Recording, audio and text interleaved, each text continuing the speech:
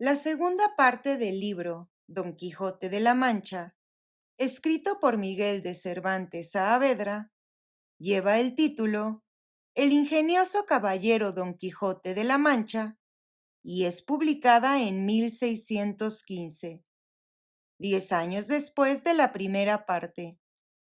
Cervantes cambia la palabra hidalgo del título de la primera parte por la de caballero, acaso para diferenciar su libro del Don Quijote apócrifo, firmado por Alonso Fernández de Avellaneda y publicado en 1614. Aquí se retoma la historia del hidalgo, convertido en caballero andante, quien al regreso de su segunda salida permaneció en su casa al cuidado de su sobrina y del ama. Un mes después del regreso de Don Quijote, el cura y el barbero dialogan con él a fin de descubrir si recuperó la cordura. Al comienzo consideran que está cuerdo, pero cuando el religioso hace referencia a un supuesto inminente ataque de los turcos, Don Quijote da muestras de que su delirio caballeresco no se ha modificado. Más tarde, Sancho Panza se presenta en la casa del hidalgo y conversa con él a solas. Don Quijote le pregunta por la opinión que las personas tienen de él y Sancho le explica que muchos lo consideran loco.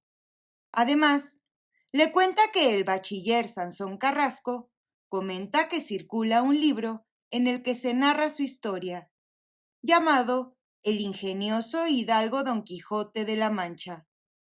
Luego, Sancho Panza regresa a la casa del hidalgo junto con Sansón Carrasco, y éste habla de la popularidad que ha alcanzado aquel libro. En ese momento, Don Quijote les comunica su decisión de realizar una tercera salida. Pocos días más tarde, Don Quijote y su escudero parten hacia el Toboso. Don Quijote envía a Sancho a presentarse ante Dulcinea y éste, consciente de lo imposible de la tarea, decide convencer al hidalgo de que una mujer humilde es Dulcinea, encantada bajo la forma de una labradora. Don Quijote cree el engaño y culpa a sus enemigos encantadores por el maleficio. Luego, el caballero y el escudero se marchan rumbo a Zaragoza. Unos días después, Don Quijote se encuentra con un caballero llamado el Caballero del Bosque o de los Espejos, quien afirma haber vencido a numerosos caballeros andantes, incluido al famoso Don Quijote de la Mancha, haciéndoles declarar que su amada, Casildea de Vandalia, es la mujer más hermosa del mundo. Don Quijote niega la declaración del caballero y, revelando su identidad, lo desafía a un duelo. El hidalgo consigue la victoria y cuando al caballero de los espejos le quitan el yelmo, se descubre que tiene la misma apariencia que el bachiller Sansón Carrasco. Don Quijote atribuye esta percepción a un nuevo encantamiento. Sin embargo, poco después se nos revela que el bachiller había planeado esta treta, junto al cura y al barbero, para conducir al hidalgo de regreso a su aldea. Don Quijote y Sancho prosiguen su viaje hacia Zaragoza, y en el camino conocen a don Diego de Miranda, también llamado el Caballero del Verde Gabán. Juntos avanzan un trecho, hasta que se cruzan con una carreta en la que se transportan 2 leones. Don Quijote intenta probar su valentía, exigiéndole al carretero que abra las jaulas para que él pueda pelear con las bestias. El hombre abre una de las jaulas contra su voluntad, pero el león bosteza y le da la espalda al caballero andante. Así, Don Quijote se autoproclama vencedor y toma el apelativo Caballero de los Leones. Luego, Don Quijote y Sancho aceptan la invitación de Miranda a ir a su casa y permanecen allí 4 días. Cuando retoman el camino, el caballero andante y su escudero se cruzan con dos estudiantes que los invitan a la boda de Camacho y Quiteria. Además, uno de los estudiantes cuenta la historia de Basilio, enamorado de Quiteria. Basilio aparece en el momento de la boda y finge herirse de muerte. Agonizando, le pide a Quiteria que se case con él como una forma de consuelo antes de morir, y ella accede. Finalmente se descubre que la herida mortal es falsa. Los recién casados se retiran a festejar y Don Quijote, Sancho y otros invitados los acompañan. Después de 3 días, Don Quijote decide ir a la cueva de Montesinos. Desciende ahí solo y pasa apenas media hora dentro de la cueva, pero él cree que transcurren 3 días. Cuando regresa, Sancho no logra creerle todas aquellas cosas que dice haber vivido en la cueva. Entre otras, Don Quijote ve, en un suntuoso palacio, a Montesinos y al amigo de éste, Durandarte, sin vida, encantado por Merlín. Poco después, Don Quijote y Sancho se encuentran con una bella cazadora que resulta ser una duquesa.